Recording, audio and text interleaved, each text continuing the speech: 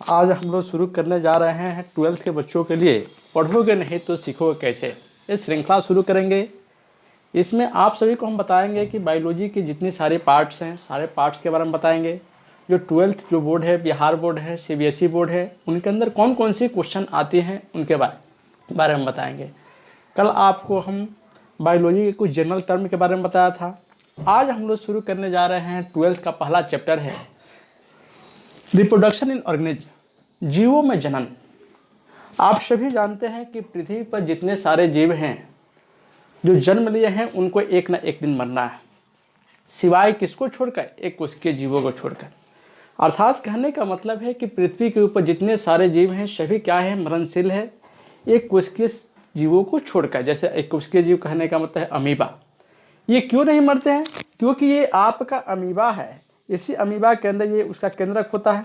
यही केंद्रक क्या होता है? इस केंद्रक के अंदर माइटोसिस की प्रक्रिया होती है और वही केंद्रक क्या होता है कि दो पार्ट में डिवाइड होता है और डिवाइड होने के बाद यही केंद्रक दो संतति डॉटर सेल में कन्वर्ट हो जाता है। तो आपने ये देखा कि यहाँ पैतृक कोशिका कितनी है? एक है, और उसी पैतृक कोशिका से संतति कोशिका का निर्माण हो रहा है। तो यहाँ पैतृक कोशिका जो जनक कोशिका है, जनक कोशिका तो मरी नहीं, उसी से इसका संतति कोशिका का निर्माण हो गया।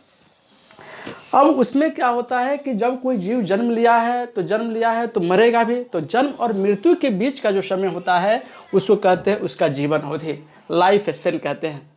अलग अलग जीवों का जो जीवन अवधि है वो अलग अलग होता है। जैसे कुत्ता का जीवन अवधि कोई पूछता है कि तो कुत्ता आपका 16 वर्ष जीता है। आदमी का कोई पूछता है कि आदमी कितना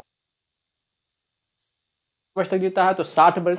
घोड़ा का कोई पूछता है तो घोड़ा आपका 50 वर्ष जीता है। हाथी का जीवन अवधि कितना होता है? 65 वर्ष होता है। केला का लगभग 25 वर्ष होता है। गाय 26 वर्ष जीवित रहती है। मगरमच्छ की जब बातें होती है तो मगरमच्छ 60 वर्षों तक जीवित रहता है।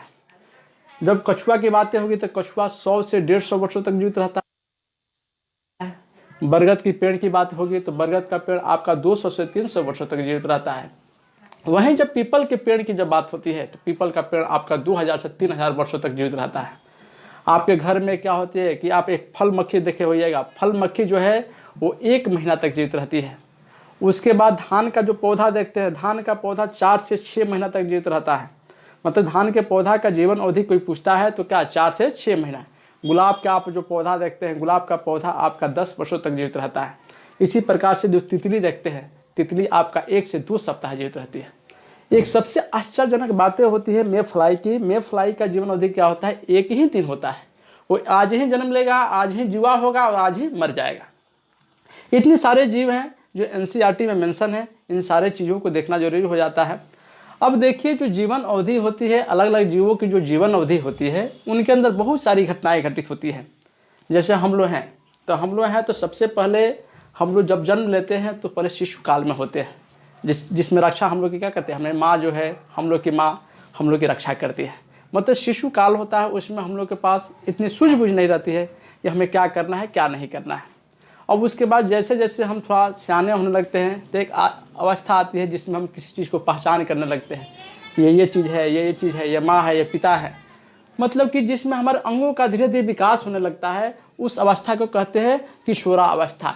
मतलब कि जुवेनाइल फेज, इसको कहते हैं। लाइफ स्पेन का एक पहला पार्ट आ जाता है साइंस के अंदर आपका किशोरावस्था।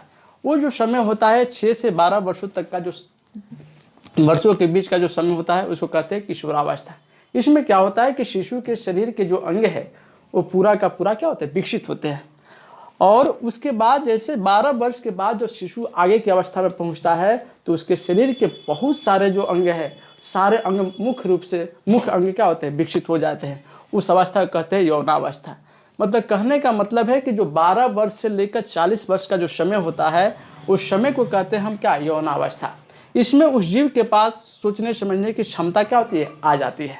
इसमें इस जीव के पास एक और खासियत आ जाती है कि वो अपने ही जैसे किसी नए जीव को उत्पन्न कर सकता है। तो उत्पन्न करेगा तो कितने माध्यम से कर सकता है?